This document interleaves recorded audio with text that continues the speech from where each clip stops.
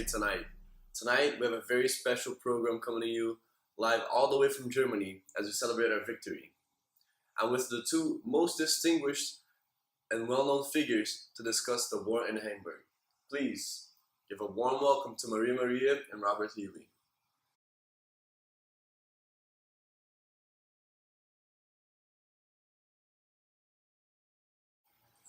I think it was a pretty good victory. We had, even though we had to drop the bombs on Japan, it was worth it because the alternative was invasion, and that would have lost the lives of like countless of thousands and even millions of Americans as well as Japanese. The estimates were much higher for the invasion of Japan than dropping the bombs, and even though what we didn't do was right, per se, it was still worth it. Okay.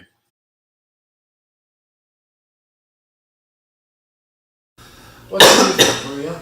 Well, I think that the US should have stayed out of the war because it was a European problem to handle.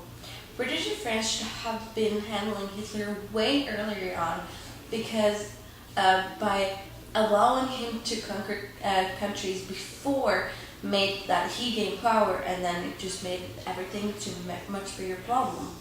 So we should all avoid war at all costs. That's a very good point.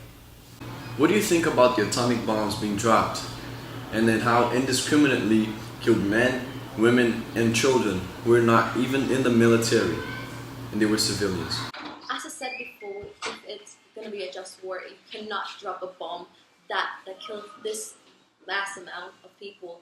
There was a lot of civilians in schools, there was everything there, and you can't just wipe the whole place out. I think that the bombs that were dropped on Hiroshima and Nagasaki in Japan were essential to the war effort.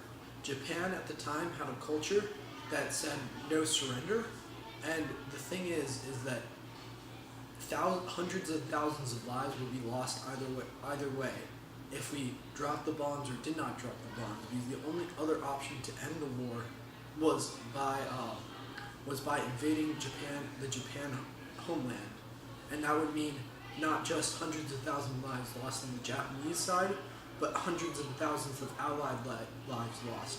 And I think it was worth the risk of destroying many people because we would be killing hundreds and thousands of our own.